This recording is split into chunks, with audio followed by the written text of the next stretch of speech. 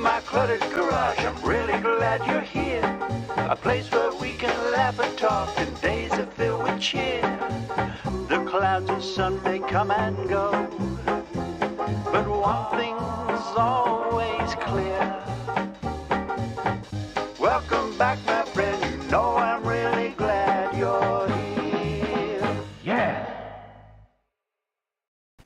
Welcome back, my friends. I am really glad you're here, and you're going to be glad you're here tonight, too, because I'm very excited about our guest this evening. This is Livestream number 27. Can you believe it? We've been doing this about a half a year now. How crazy is that? Something that started out as just a little fun thing to do last winter turned into a Monday night ritual, and I am so honored that so many of you come back each week. It's a good time, and really appreciate it. So it's July 19th, 2021, and we've got some things to talk about, and I see that we've got quite a few people already in the house with us. Watershed Overlook, Chris, congratulations. You were the first one on tonight, or the first one to comment in the live chat. Good to see you. I hope you're doing well. 60 Outdoors, Dennis Glock, Mikey0011, Billy Piner, I think I said it wrong last time too. Hey, there's Dave from RCAF Polar Express. Good evening, gentlemen and ladies. John Ritter's here. Good to see you, John. John did a live stream last night, and I happened to catch it. I was actually at a friend's home, and the notification came up that John Ritter was live, so I kind of snuck away and tuned in for a little bit, but couldn't stay. So anyway, sorry about that, John, but looked like you had a good little turnout. Kevin Brewer, good to see you. Herb Caldwell, good to see you. Jeff, Tony G, Mitch from MJA, David White. Lots of good folks here tonight. And again, I am so honored that you guys come back each week, and hopefully we have some new viewers this evening as well. Let me, speaking of which, that reminds me, we'll get to a few fun facts in just a moment. Want to remind you that if you're watching from YouTube, you can also find me on Facebook and Instagram. We are live streaming to both YouTube and Facebook, and oftentimes we do have some viewers commenting from Facebook as well. So you can find me there, and then we have an Instagram page too. So it's nice to stay connected in all those different ways. Did you watch my last video from just this weekend? I posted a video, and I did a bit of a comparison between the Heavy Hitch, which is a Minnesota company. They make, well, I guess they make various things, but what I bought was the 3-point hitch receiver adapter contraption. Basically, you hook it to your 3-point hitch, and then you have a receiver for a 2-inch receiver. So I made a video about that. I bought that, and I also bought the, really not comparable, but I bought what I found on Amazon, like the cheapest one. It was like $70. Anyway, did you see that video? I hope you did. It seems to be pretty popular. People seem to be enjoying it, and it was fun to put together. I was going to ask you, though, did you notice anything different in that video? I can't believe nobody commented on it, even though I mentioned it right at the beginning of the video, that I had a green shirt on, because you always see me in orange or snazzy like this. But anyway, I had one of my shirts, and I ordered it in green. So if you do want any of that stuff, go to the website, shopmcg.com, and you can get some of your own specialized merch. Looks like this right here. So you can get t-shirts and mugs and stickers and things like that. Anyway, but you can also get free stickers if you stick around, no pun intended, because we give them away at the end of every show. So that's fun. Anyway, and I always say this, I hate pushing merchandise. I just like to let you know that it's there. But the shirt that I had was a new addition to this store, which is it's called a comfort tee, different than a standard tee. Costs a little bit more, but I added it. I put the logo on there and added it. And so I ordered one just to see what it was like. And I got to tell you, I like it. Like, I think I'm going to spend the extra couple bucks for the comfort tee. It just fit better. Anyway, I feel silly promoting that stuff, but it is comfortable. It may become my new favorite shirt. I may have to order an orange one. Hey, if you like if you like the channel, if you like the live stream, click the thumbs up tonight. Much appreciated. If you've not yet subscribed to the channel, come join us. A lot of good people here, and not only in the live chat comments here, but in the comments on the videos. A lot of times it's people joining in that are familiar, and I like how it's a little bit of a forum where people help each other. So that's fun. Tonight's show, as you know, because you clicked on the link, our guest tonight is Ken, or Kenny, from boltonhooks.com. boltonhooks.com. Ken will be joining us in just a few minutes, and we're going to talk about his business, boltonhooks.com. And 2 videos ago, I made a video with one of Ken's products, which is the weight hydraulic decompression tool. That too was a fun video to make. I ordered the tool from Ken because of one of the viewers who had mentioned it in one of my previous videos in the comments. They said, Ken's Bolt on Hooks sells a tool to do exactly what you're trying to do there. So after my previous attempt didn't work right, I thought I'm going to look at that tool. So I went to boltonhooks.com and I ordered the weight decompression tool. Then I did a little video on that. And then afterwards, I thought, let me reach out to Ken and see if he'd like to join us to talk about that and his other products, because it's a good U.S. small business that we would very much like to support. So stay tuned for just a few moments when we will have Ken join us. But right now, let's look at the comments and see who is out there, or who in all is out there, as some people say, because I missed a few names because these comments go by pretty quickly. We've got a number of people watching tonight. But David White, good to see you. Gary Cantrell is here. Don't want to repeat myself. Mary, good to see you, Mary, and Gary, and Margaret. Hamiltonville Farm, how's it going, Hank or Gina, or Hank and Gina? Good to see you here tonight. And Brutal Bob is here. And Terry from Texas. We can put this on the screen. A new Kubota L3901 owner. Congratulations, Terry. I know you're going to love that machine. That's a good one. There's a lot of times where I wish I had that added horsepower. So, congratulations. And Terry, if you have any questions, post them in the comments. If I can't help you, we've got a lot of really great viewers here who have that exact same tractor as you, and they can really help you out if you have any questions whatsoever. And there's Pete from Pensacola. Good to see you, Pete. Thanks for being here tonight. Appreciate it. And Ross on the Land, our friend from Canada. One of many friends from that area. Hey, let's talk about, before we get Ken on here, go through a couple quick little fun facts, because everybody likes that. I looked up a couple things. Did you know today is National Flitch Day? Now, some of you should know what this is. I had no idea whatsoever, so obviously I had to look it up. Do you know what a flitch is? Do you know what the word flitch means? Any homesteaders out there? Any farmers? Any pig farmers? Getting closer here. So a flitch is half a pig. It's a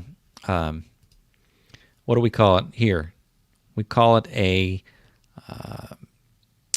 it's a side of pig, a slab. If you bought a slab, it's some strange early English event to do with marriage and things like that. But anyway, it's about bacon. So anyway, but you can start calling your slab of pig a flitch. If you want to be proper, you can do that. So that's what it is. And I had mentioned we had a lot of friends here. Well, guess what? It's New Friends Day. So I hope we meet some new friends here tonight, and I hope you'll stick around. Speaking of friends, it's also it's global. Global Hug Your Kid Day. So go give your kids a hug. It's always good for that. And the last one I have here is National Raspberry Cake Day. Raspberry. Raspberry. I don't like the way that word's spelled because we don't say it like that. So anyway, there's your fun facts and your trivia for today. You guys, are you ready to meet Ken? Do you have some questions for Ken lined up? I hope you do, because don't leave this all up to me now. I need your help with this. This is a group effort, this show. Anyway, Ken is the owner of Ken's Bolt-On Hooks.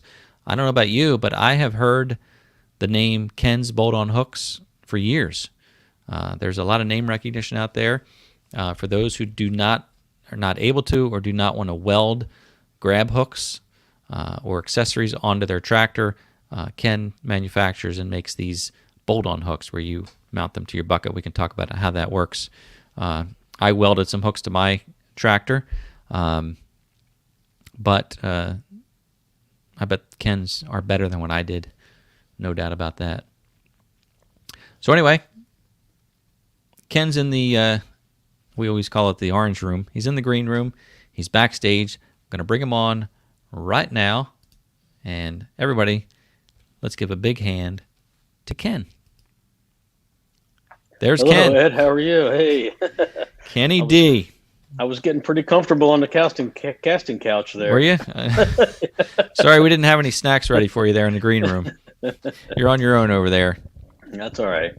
So, hey, thank you for joining us tonight. I'm really excited to talk with you. You heard me talking a little bit about the weight decompression tool that I purchased from you a couple weeks ago. Really impressed with that. And I know it's only a really small part of what you offer there.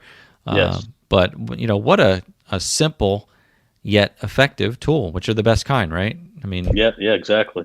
We all try to come up with something to do things easier and more efficient, and gosh, that just does it. It's almost too easy. Does it.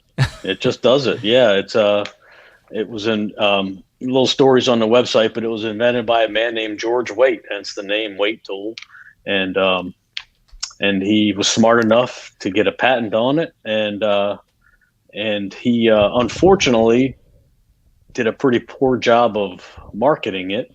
I had reached out to him years ago. Him and his wife, they had a small company, and they wouldn't even call me back about. I was trying to, to sell it for them to boost their sales, and they wouldn't even call me back. And I had heard through the grapevine that he had died, and the company that actually did the manufacturing for him and the laser cutting of the parts bought the patent rights to it from his wife. And so I reached out to them and finally came up with a deal where I would buy them and help sell them for them. So that's how that came to be. Right. And I think if you search for that tool online, I mean, you're the, I don't know if you're the only supplier, but you're certainly the one that comes up. The company does sell them on their website, but you will never find it on a Google search. You will never find it on their website unless I told you exactly how to look. They don't have any e-commerce platforms, so you have to call them to order it, which a lot of people just don't want to do. Don't want to take the time, right? Because you have to give them your name and your address and then the payment information. You're looking at 15 minutes on the phone by the time you're done. So they pretty much rely on me now to sell them for them. Well, rest in peace, George Waite, and thank you for leaving us with a great tool. That's something to go through the whole process of getting a patent and then not really promoting it. Like, it seems to me that the patent would be the hardest part. I don't know. I've never patented anything. You probably have. I've got a little freezing going on there with Ken in the background. We make. Oops, I'm still here. Hello. Yeah. Yeah, you're there. So we froze up a little bit there. Okay. We have a clamp that we make for mounting lights and accessories onto the ROPS of various tractors. And we went through the design patent process for that. It took about a year and a considerable amount of money to get that done. Wow. Yeah. Now I have a list of things to talk about, but that Okay. wasn't one of them. So I'm glad you sorry. mentioned it. No, I'm glad you mentioned it because I was browsing your website and I saw that and thought, well, that's brilliant. So talk about that a little bit. Is that it looks like it's two pieces of I guess aluminum, machined aluminum, Yeah. and they clamp onto your ROPS? Yeah. So previously, nobody made any sort of square or rectangular tube clamp to mount lights. If you go on Amazon and search for light bar mounts and stuff, you'll find 5,000 different round ones for different size bull bars, brush bars, but you won't find any square or rectangular ones. So people were using square muffler clamps, which really look bad, and or flat iron or bending steel around the clamps, or some people would actually drill their ROPS, drill holes in it, which is a whole big issue, That's a or whole weld mortal to the sin ROPS. there, right? Yeah. Yeah. And so we developed this clamp, this square. Well, we have different sizes, square and rectangular. It's machined out of 6061 aluminum and anodized, and and it's drilled and tapped on 4 different sizes for 8mm hardware. And we chose to go the metric route because when you buy the light bars and the light pods off of Amazon or eBay or wherever, I don't sell that stuff because I can't compete with that. But it all comes with M8 hardware, so we chose to go that route. So you can use that hardware that's included with those to mount them up. That's great. We Americans have been pretty stubborn about about not adopting the metric system like the rest of the world, but it's slowly still coming here. My American-made car has a lot of metric nuts and bolts on it now, and so we're getting there. It was super foreign when I was younger to find a metric bolt on anything, but now they're out there quite a bit. Right. So, David was asking. You just answered this question, I think, when he posted the ROPS clamps aluminum. Yeah, they're machined aluminum blocks, basically. What you were saying. Yeah, they're machined aluminum they're machined out of bar stock. All the corners are eased or rounded over so that otherwise they'd be really sharp. I see a few comments there that some Chuck looks like he bought some and they work great for him. And hello, Garrett from OND. But yeah, so they're machined out of 6061 aluminum, and then anodized, and then we have our name and our patent number laser etched into the top part. Very nice. They look fantastic. Yeah, and all the hardware that comes with them, there's all stainless steel hardware. So right. And they're generally sold in pairs. Most people buy a pair. Right. But we do sell them individually if you need just one. Nice. I put lights on my ROPS, and I couldn't find, what are they, 3-inch square U-bolts.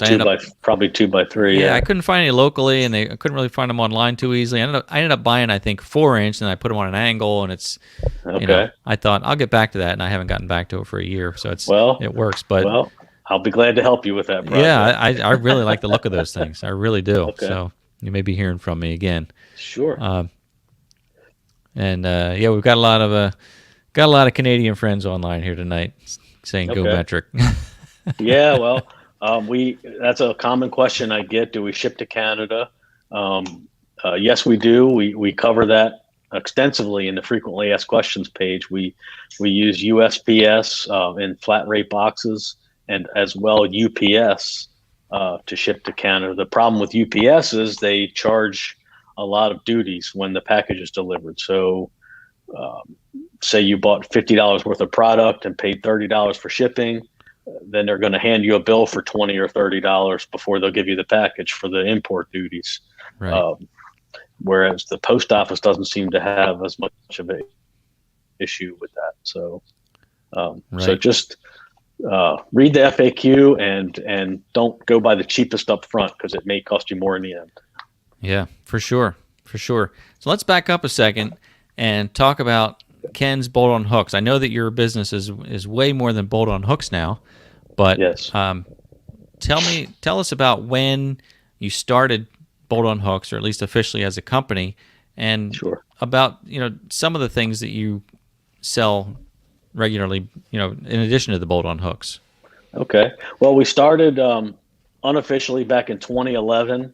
There was a comment made on one of the tractor forums that nobody made any grab hooks. That a lot of people were welding hooks to buckets, and they were buying these forged weldable grab hooks from a few online sources.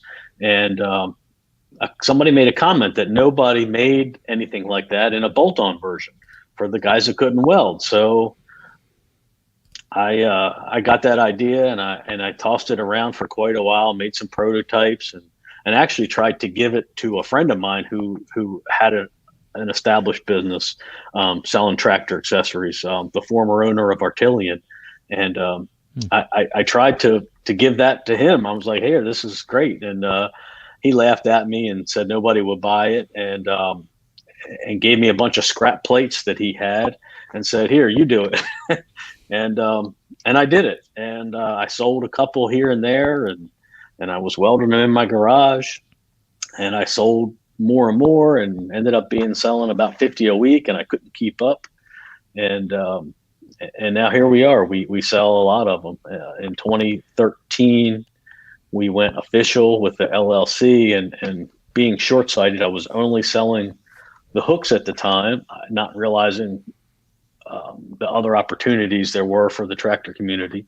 I named the company Bolt On Hooks because that's all I had, and so now we've grown well past that with over 100 products now on the website. But the Bolt On Hooks are still the core product we sell. We still sell a lot of them. I don't know if I should give a number out, but we sell a lot of them. That's fantastic. That's so good to hear. And I guess you can always get another web address, boltonhooksandmore.com. Yeah. Boltonhooks and so much more.com. Right. Not just boltonhooks.com. We could go all night long with different ideas. Yeah. So the concept is, again, it's for people who either can't or don't want to weld onto their bucket. They do have to drill holes, right? They're not made for buckets don't come through with holes. No, they don't come through with holes. Mm-hmm. You do have to drill the holes, but most everybody has a drill. Right. They can drill a couple half-inch holes. Yeah. And being that it's on top of the bucket, it's not a structural issue to drill a couple half-inch holes. It's just not going to cause any problems. And most people drill holes for tooth bars and other accessories. A lot of people put a big hole in the center and put a trailer hitch ball in the bottom of their bucket. Right. And if you have a tractor, then you're probably handy enough to drill a couple holes. Sure. So that's generally the case. So Mikey has some hooks. I see that. Thank you. Thank you, Mikey. And so we'll let's look at some of these questions on here because we're going to get ahead of ourselves, and I don't want people's questions to get forgotten. Okay. But I'll probably jump ahead a little bit here because Gary's mentioning your hydraulic wraps with Tractor Time with Tim. Now Tim just did an entire series, 3-4 Yes. videos with you, visiting with him and talking about hydraulics, and that sort of introduces us to the fact that you certainly do more than hooks, that you have a wealth of knowledge about hydraulics. Yes. And that was a pretty interesting series that you did talking about different components of hydraulic systems. Is that, you do sell some hydraulic components, is that correct? That's correct. We sell the weight tools, obviously is hydraulic related, but we sell a variety of test gauges for checking the pressure of your tractor. A common question is, my loader doesn't lift as much as it used to. So the easiest way to check that is to check the pressure relief valve of the tractor to see how much pressure can be generated. Right. And quite often, it's low from the factory. Most of the time, the pressure checks out. We're having a few connections issues, so bear with us. Trying to do more and more with their tractor. Okay. Is that me or is that, I don't know who that is. I don't know, but right? Well, if you're hearing it too, it might be your end there. Okay. Yeah. Let us know in the comments. Do you see, is out. Ken breaking up? Yeah. Are we both breaking up? Is it just Ken? Is it just me? Let me know how things are going out there for the rest of you that are watching. But so you were talking about the hydraulic pressure relief, and you have the gauge to measure that. You were saying that oftentimes they come through from the factory a little low. That's correct. That's correct. Okay. And I go ahead with quite that. Often. Yeah, quite often. The pressure's fine on the tractor, but the person has just gotten so used to the tractor and is trying to get more out of it. They think it should lift more than it does. Right. Another common issue I find with the not lifting as much as it should problem is people don't use rear ballast on their tractor. So they think just having filled tires or wheel weights is enough. And what happens is the loader, you're trying to pick up something, so the rear end of the tractor gets light. Well, all your power is going to lift the rear end of the tractor up.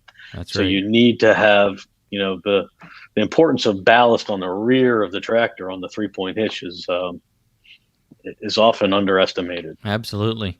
And it's I know that you can adjust that pressure with what are they, shims that you put in, the little look like. It depends on the brand. Yeah, Kubotas often use shims. They're thousandths, little washers, for lack of a better word. Right. And each thousandth of an inch is about 100 pounds. Right. John Deere's. People kind of enter dangerous territory, don't they, when they start messing with that? Like. Yeah, especially if they do it without a gauge. If they have no idea where they're starting with, and then they start adding, you take it way above factory specs, and you can risk damaging blowing a hydraulic hose or just Ken's internet issue, but it's not bad. Okay. I should be good. I'm real close to the router and got a good connection, but so anyway, the key thing is to check the pressure before you start playing with the pressure, before you damage yourself or the machine. Right, and that's what we're talking about here with the 6D Outdoors is various ways to increase the pressure to meet the specs. It would be shims and the Kubotas. Others might have a little valve, I guess, that you tighten. John Deere's typically have a screw with a jam nut on it. So you would loosen the jam nut, tighten the screw up a little bit, and then secure the jam nut. So you don't need to buy anything or disassemble anything. But let's stress the importance, though, of having that gauge, because if you overdo it, like you said, you're going to bend something, you're going to blow a line. I've been tempted. Now, I would like to test mine. I've never tested to see what the pressure is. Sometimes I suspect that it's a little bit low. And there are times I would like to have more capacity, but I wouldn't want to go over the factory spec because I know who I am, and I would probably. I know I push that tractor to the limit now, so whatever the limit is, I would still push it. So I have to be careful. But I'm curious if it's set right. Yeah, I'm comfortable telling people, don't go more than, if you really want to push the edge, don't go more than 10% above the factory spec. That's because the gauge could be off by 5 or 10%, from manufacturing tolerances. So I'm comfortable with 10% above spec myself. Right. Let me ask you this. Now, with my tractor, the loader attaches with it's a quick connect. It's basically has, I forget what Kubota calls it, but all 4 lines are like on a manifold, and you connect that manifold in one shot. So we call that a single point connection. Okay. Yeah. So now I don't have standard connectors to check the hydraulic pressure other than those 4, but I do have a third function valve with the Pioneer connectors, which is why I bought the weight tool from you. Right. Exactly. Now, if I were to test the output at one of those third function connections, should that be the same pressure? It should. Yeah. Even though it's like a diverter valve, it's still going to give me the same. Yeah. You have one pressure relief valve in the entire system. It's usually on the transmission. So it shouldn't matter. You could check it from a rear remote if you have a rear remote or the third function remote. It should be, in theory, the same no matter where you check it. Because any one of those functions is going to max out the system, and then the relief valve is going to kick in. Right. Now, hydraulic flow, like we tested a lot with Tim in the video, the flow can be different on a third function because of the extra Right. diverter valve or third function valve and extra, fittings and stuff. But the pressure is going to be pretty much the same Right. anywhere you check it. Yeah, that was an interesting conversation between the two of you about flow versus pressure. That the flow, you could be pumping, I don't know what the specs are, but you could be pumping 20 gallons a minute, but yet your pressure could be low, or you can pump 2 gallons a minute, and then you have high. It's all different, but they're essentially not related, is what your point was, right? Yeah, yeah. The easiest way to remember is, so pressure is what does the work, and the flow is how fast the work gets done. Right. That's a big debate so since grapples, like you have the third function, and the grapples have gotten so popular these last few years. Everybody wants a third function, and so there's two ways. You have the true third function or a diverter, and it's a huge debate. Well, I want a true third function so I can do three things at once. Well, if you have a small subcompact tractor like a little BX or a John Deere 1 Series, you're going to be hard pressed to fill three different cylinders at once. Right. With 3 gallons a minute. Because the volume's not going to be there. Right. Exactly. So, the one that moves easiest is going to move first. Fluid, like electricity, takes the path of least resistance. So, and that's the other thing I say. So are you coordinated enough to do three things at once while you're bumping around on the tractor seat in your field? Right. I mean, right. The joysticks and the controls on these machines are just not that accurate. Yeah. They're sloppy in general. So I will say that with my grapple, I guess because it's a diverter, I can't curl and close the grapple at the same time, or one of the functions I can't. And there are times where I'd like to, and I just have to kind of step it, and it's fine. But I could see why you'd want to do that. Now, 6D, I don't know the answer to the question if it would void the warranty. It's probably a little shaky ground there. If you overdo it and you destroy your tractor. If you shim it to factory specs, it's void the warranty. I would say no, because you're not. As long as you don't go over factory specs. Yeah, I would. I can't imagine how they would even know. And of course, you wouldn't void the whole warranty of the tractor. I mean, they would have to prove that the pressure being at spec destroyed the hydrostatic transmission or destroyed a piston in your loader or whatever. So if you have, the owner's manual that says it's supposed to be at 2100 PSI and it's at 20 and you set it there. Yeah. How can you argue with that? That's right. Yeah. I can't see how that would void the warranty. That's right. So good point. John Ritter here is mentioning the series you did. It was a good series. Thank you. We talked about that for a long time. We put a lot of effort and money into that. Hydraulic flow testers are rather expensive, and a lot of people have done the pressure testing videos. How to check pressures. A lot of YouTube videos. I have one on my website or my YouTube channel, and but nobody had ever addressed the flow issue. So we thought it was going to pretty good. We were hoping it would be educational and well received, and it seems it was. That's great. And now flow, there's no way to increase that, right? That's based on the pump. That's based on the pump. So at maximum RPM, the pump, the flow does vary with the RPM of the pump. So if you're full throttle, that's all you're going to get. Yep. Right. So if you could potentially increase flow, all you're going to get is faster action with the cylinder. You're not going to get more power out of it, right? Yeah, but it's not really feasible to change a pump now. Right.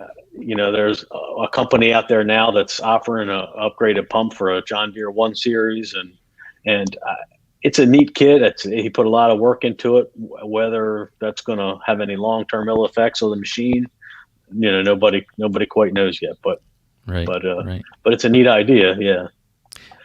My thing is, if you need that, if you start saying, "Hey, I need to lift more, and I got to do it faster," my opinion is, unfortunately, it's an expensive solution, but the answer is a bigger tractor. Yeah, just buy another machine, right?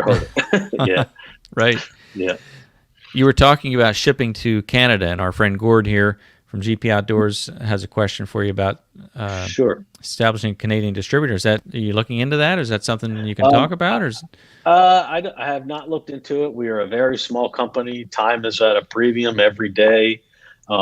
I with so many products, I don't know what I would. I mean, I guess the hooks are there, and I could do the hooks and some basic stuff, but I'm not sure that I want to lose the one-to-one interaction with the customer.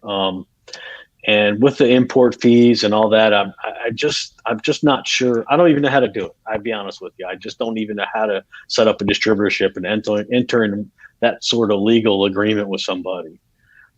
So maybe in the future, but not in the immediate future. No, I just don't even have that in my wheelhouse right now. Right. So, but the fact is, you do ship to Canada. There just is a cost, right, import cost with that. Yeah, and that cost is still going to be there. I mean, if I ship a pallet of hooks to Canada, I mean that cost is still going to be in the product because the distributor is going to have to pay that cost and the shipping freight right. costs, and then they're going to have to mark it up. So, I mean, yeah, I think the cost is still going to be there, is what I'm trying to say. Right. Right. Yeah, you may be able to get it in 3 days instead of 10 days, but I still think the cost is going to be there because it's not free to ship to Canada. Unfortunately, I wish it was. I mean, Canada's our brothers, to the north, and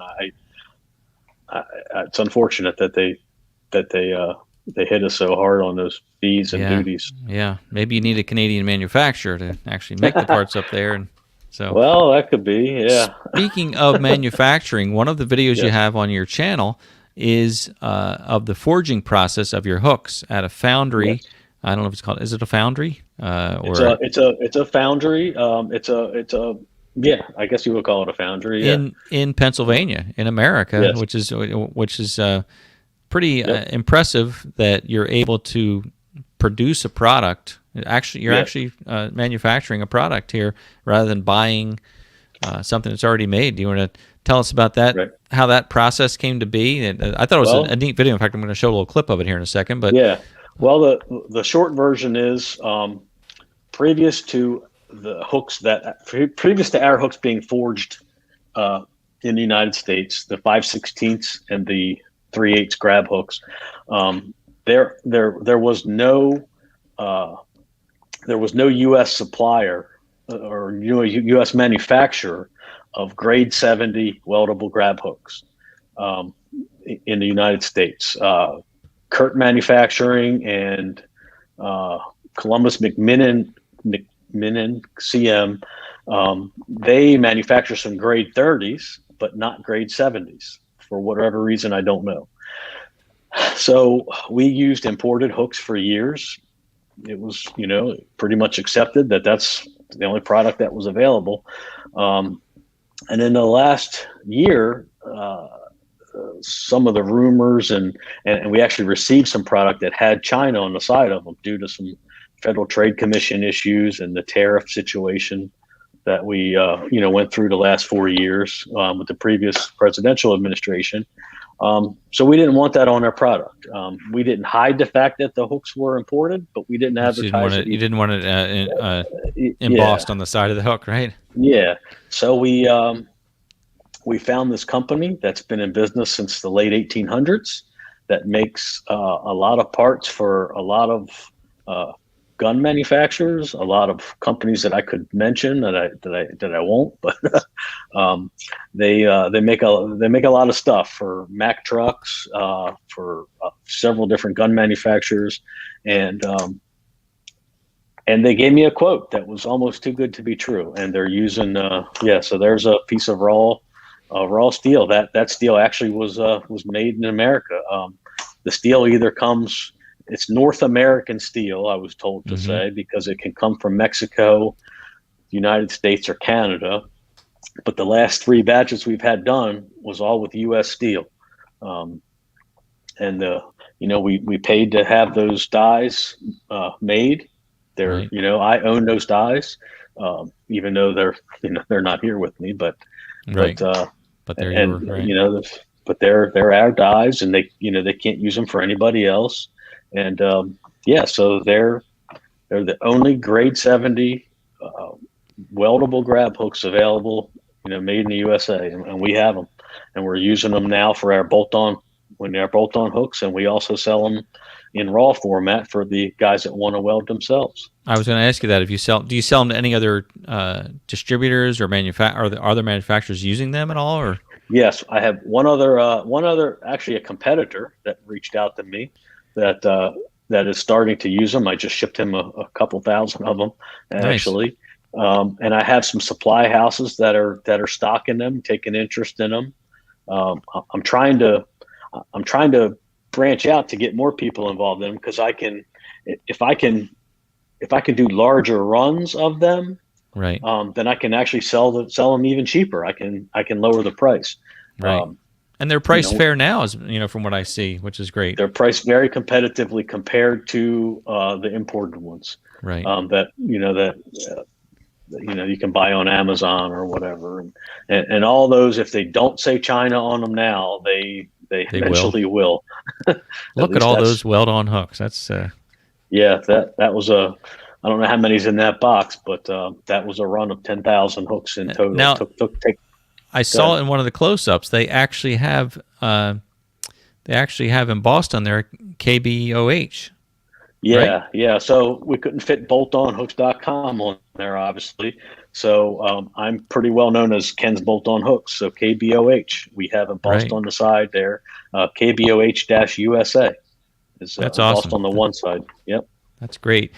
I love manufacturing processes and videos, and the one thing I noticed was that the camera was bouncing when this was happening. Oh my God! I mean, what a heck of a job to have all day long to be pounding these things. Yes, you could feel that, in your whole body. You can feel that every time that hammer hits, you just feel it. It is unbelievable, that place. You can hear it down the street. I bet. You're a block away, you can hear it.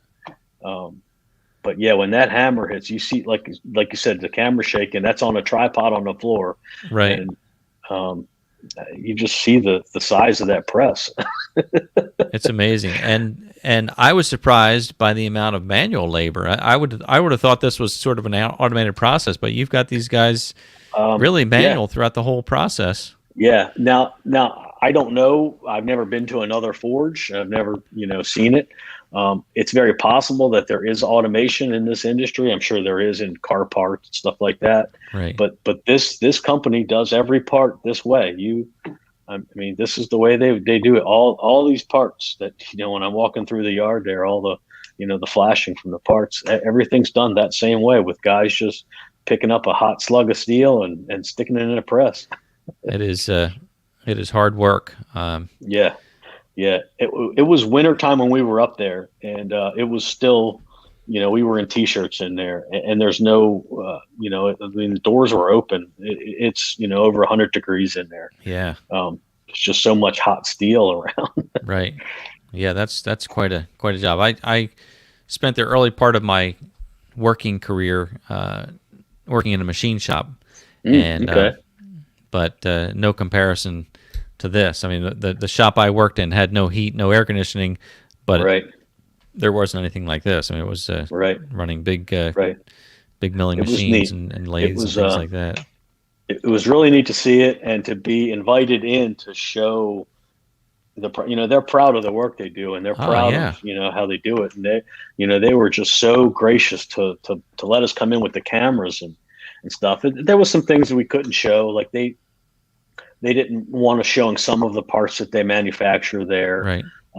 Just because of proprietary reasons and stuff. But yeah, we just got the full VIP tour there, and we're just in my opinion, we were just a small little customer, but they just welcomed us in and took us to the whole plant.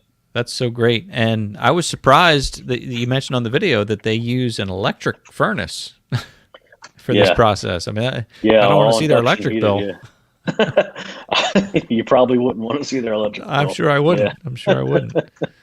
So yeah, those slugs were heated up, in less than 30 seconds to, they're solid steel, and they're heated up to that, it's not like peanut butter, but it's it's certainly red hot all the way through, and then in less than 30 seconds. That's that induction oven, man. It's incredible.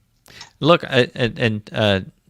GP had posed the question about a Canadian distributor. There's a lot of comments. I hope you'll go through and read these even after the live stream. A lot of folks trying to help you out here, Ken.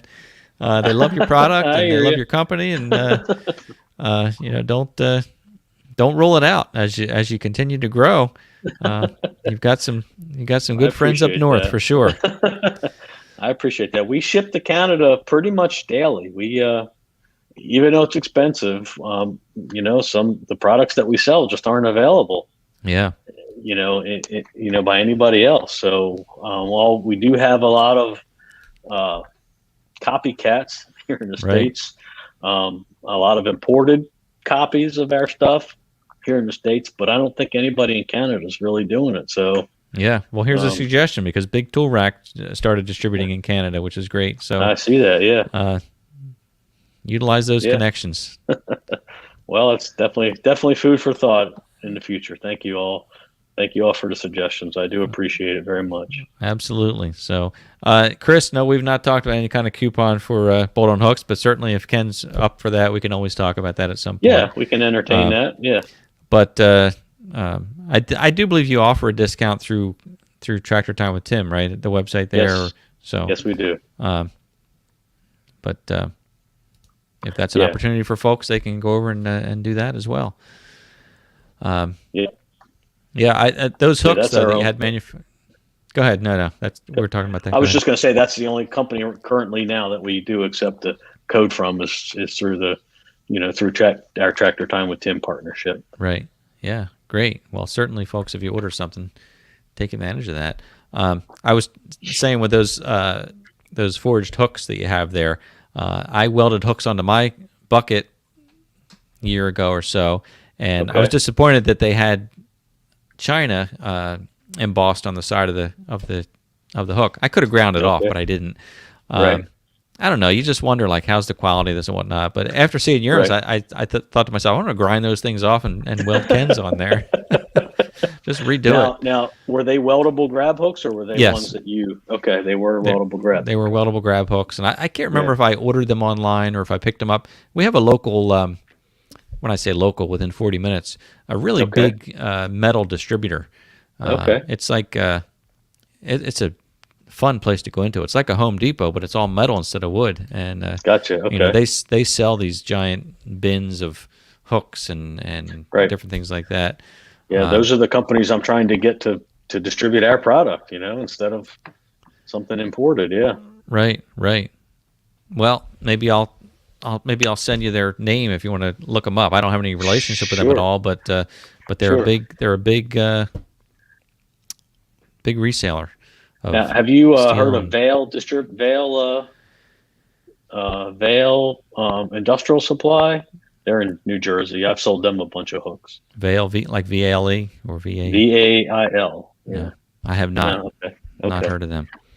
So, but this company, I can say the name. It's Fazio Steel, and they have two locations in New Jersey. One here in southern New Jersey, one more central New Jersey. Big operation. Wow. I'd like to. Yeah. Anytime I need raw metal, that's the place to go. So. Now I see TYM Customs made a comment there, and I think I saw a thing on Facebook where he's copying our hooks, our bolt-on hooks. He says he has a Canadian thing. I think I saw a thing from him where he was welding some hooks to plates and selling them. So I believe he's a direct competitor, I think. Well, he's here tonight, so yeah, glad to see you. I'll admit that. Yeah. Well, competition is good sometimes, right? It raises the bar for everybody.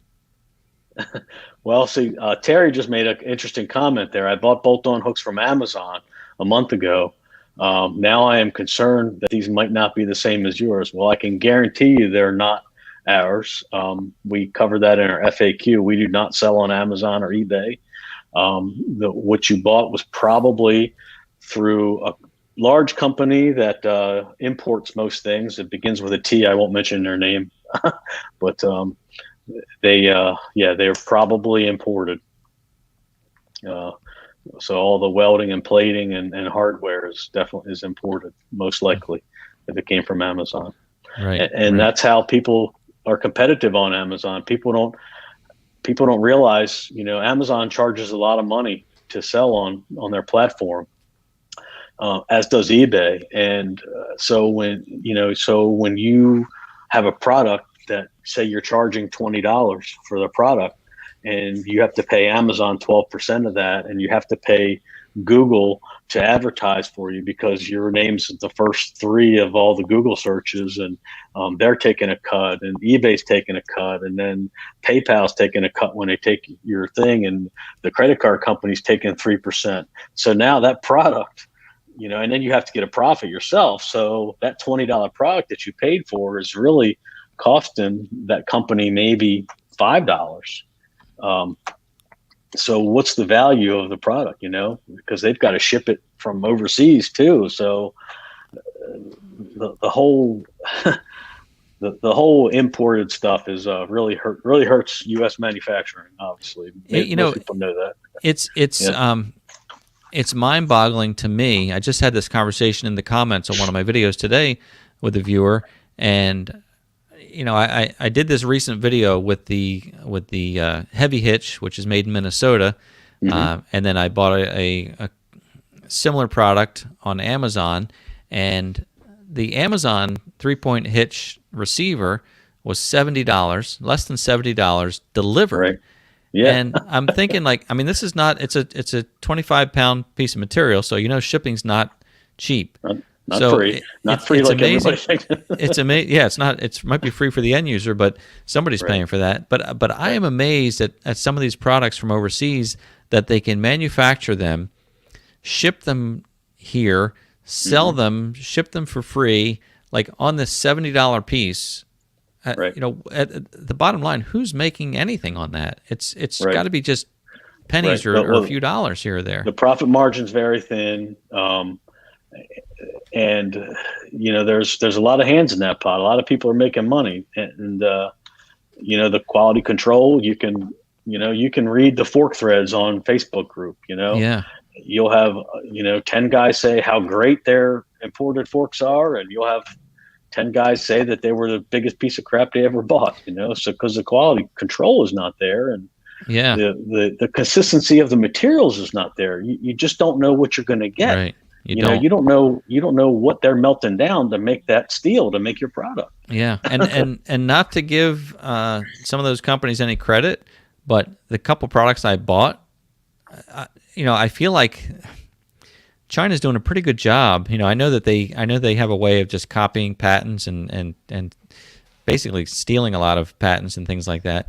Right. But I think their manufacturing has actually gotten better through the years, and it's even making it harder for companies to compete with that, because a lot of times it's not terrible. It'd be easy decision if you got stuff and it was absolute garbage, but sometimes it comes through and it's like, you know what, that's not too bad, and it's really difficult. So that was part of my video that I just made, talking about trying to make a conscious decision to buy locally and support locally if you can, and it's not it's not to hurt anybody else or to go against anybody else, but it's just tough. It's well, it is. Tough. I mean, we all buy imported stuff. I mean, I'm guilty of that as you can't not the next guy. I mean, you need a widget that you're only going to use once or twice. You're going to go to Harbor Freight and buy the widget, instead of Snap-on, and that's just the reality of it.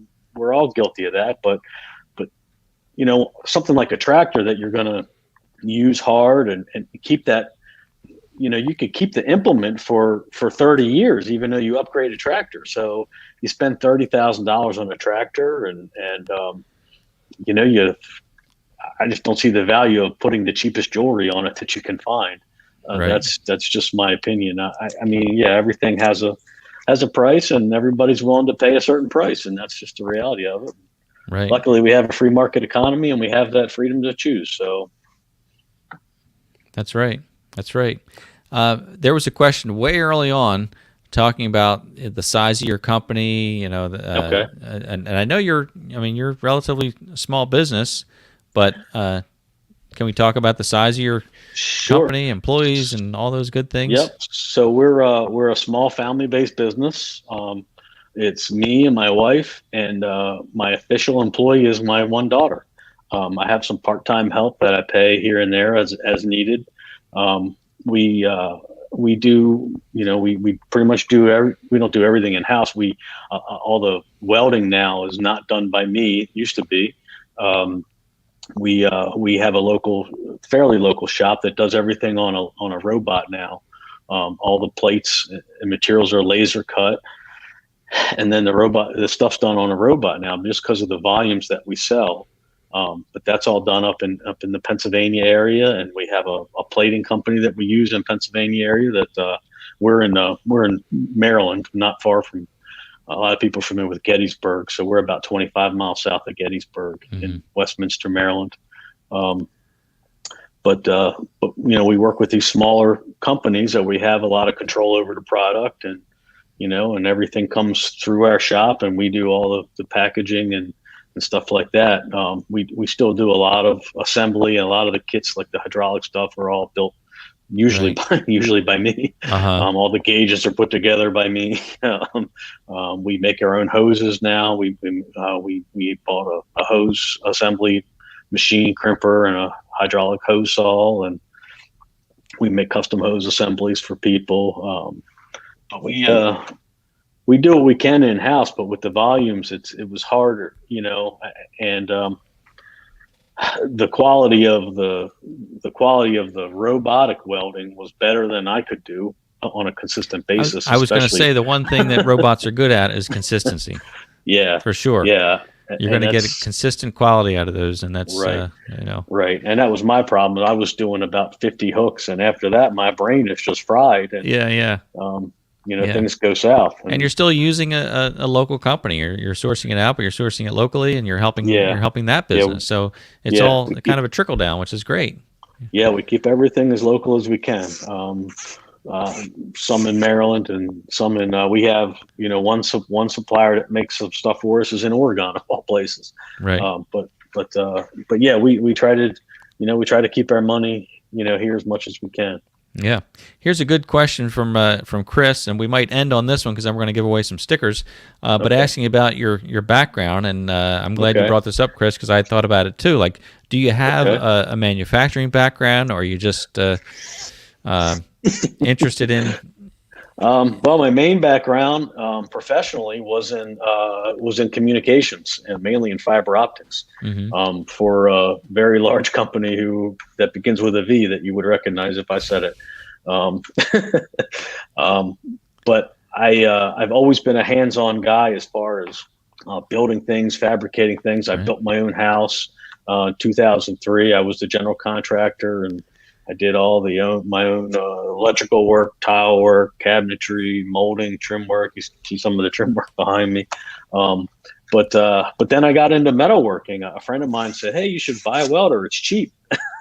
Steel's cheap." Well, the price of steel doubled right after I bought a welder, and but then I jumped in with both feet. So I bought a lathe and a mill and a belt sander, and so I have a full metal shop now. And as well as a woodworking shop, but I started as a hobby welder, and you could say I welded professionally because I welded the hooks and sold them. Absolutely, I welded many thousands of hooks for years before we did the route. So I was never a professional welder outside of the business. It wasn't part of your trade or your career, but wasn't part of my career. But no, that's how I became. That's how it started. So that's great, and what a great message for the rest of us that if you have an idea and a passion, you can do it without. You don't have to be brought up in the business. You don't have to have a long career in it. You just have to have the passion for it, and obviously the skills that you have. But we can do that. Yeah, I mean, even like the website. I managed the website. I did the website for years before we changed to this new format that we have now. People have been with me long enough. The older green-looking website, I did that. I built that from scratch. I did all the code myself, all the HTML. I coded that website 100% myself and managed it. so you're really I'm a hands-on guy. Hands-on guy. Yeah. So you don't have control issues, do you, Ken? Like everything's got to. A little bit, huh? I'm reading a lot of the comments, and I appreciate all the kind words that people are saying, and I'm humbled by it all. Thank you very much, everybody. I appreciate it more than I can put into words. Well, I'll tell you, like I said early on, I've heard of Ken's bolt-on hooks for years. Like it's just you're always out there, out front, in people's conversations. And anything I've ever heard is what a great reputation you have. Never hear any drama about Ken's bolt-on hooks. Never hear any complaints. There's been some drama. Okay, there's maybe been behind the some, scenes. For the most part, it's been no, but genuinely well respected though in the industry and in the community from what I see. So let's give away a couple stickers because we're at 8:00. We're going to end this show here, and what we do, Ken, is we pick a word, and then the viewers will enter that word, and then I have a random comment picker that will pick the winner tonight, and I'll mail that out to the winner. So for those of you watching, as I always mention, if you've won the stickers in the past, please don't enter the drawing. I'm going to give you the magic word for tonight, and you'll enter that magic word. You only need to do it once, because if you enter more than once, it's going to kick out the other entries and just pick one anyway. So it doesn't matter how many times you enter. So let's get this going here, and I'm going to share this screen. I need to stop the other screen and share this screen. I always try to be prepared, but then something comes up where I'm not. That's just how it is. So let's do this. The word you're going to enter in the live chat, and this is for U.S. and Canadian residents, because I'm not going to mail these stickers around the world, as I said before. I'd like to, but it's just too expensive to do that. But our Canadian friends are welcome, and anybody in the U.S. So in the comments section, in the live chat, very close there, Watershed Overlook. You got it, but it's hashtag KBOH. So enter in the comments, hashtag KBOH. And we'll let this go for a few minutes and let it start to grab some comments. You can see on the screen there the entries coming in. We like to add these sound effects too. That's funny.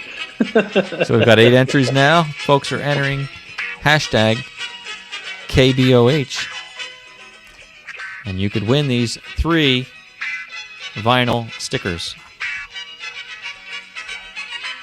And we have, there's John Ritter. Poor John Ritter's been trying to win these stickers for like 6 months. So everybody's kind of rooting that maybe John will win one of these days. Could be tonight. And we have we've got 60 people online right now, so we'll give it a little bit of time. Okay. So keep them coming in, folks. Well, Mr. Ritter has his own channel. Where's his stickers at? Then everybody will want his stickers as well. I'd like a Ritter Bit Will Do sticker. Oh, that's right, Chris. You can enter. So thank you for not including the hashtag. Thank you for your honesty there. We've got 29 entries. I think last week I had like 31 when we cut it off. So we're just about there again. Which maybe we have some new friends online.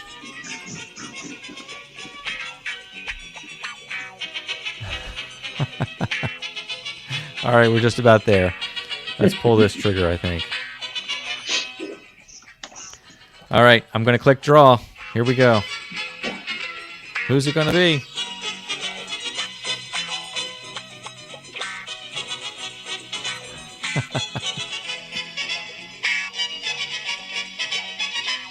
David White. Congratulations, David. Sorry, John Ritter, but there's always next week for sure. But David's been very active in the comments, so I'm happy to see that, David. Now, what you're going to do, David, is send me an email to contact mcgtv@gmail.com. So write out the whole word, contact mcgtv@gmail.com. Let me know that you won. Send me I've got your name here, but include your name and your mailing address. and I will mail off these stickers to you. So congratulations, David. And if you can't find my email address or didn't write it down quick enough, just go to the About Me section of my YouTube channel, and you can see some contact information there. So congratulations, David. And let's see, before we wrap up, any closing comments? A lot of congratulations to David. Ken, I really want to thank you for taking the time, giving up your evening tonight. I know you work hard during the day, and then you work evenings packing up, shipping up. It's nice for folks to know that if you've bought a product from Ken's Bolt-On Hooks, it's probably been touched by Ken himself. Probably has. Built by Ken or packed by Ken. But you really, I think we probably could talk another hour about what you do over there, and maybe we can get together again sometime. That'd be great to see. I would love it. I would love it. I appreciate the opportunity, and I appreciate the invite, Ed. It's been wonderful.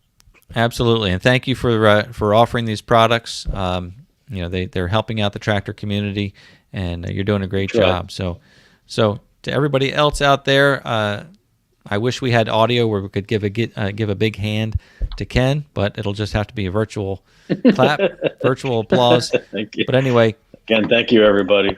Thank you again, Ken. Thanks everybody for joining me, and look forward to seeing you on the next video or seeing you at the next live stream. Take care. Have a great night.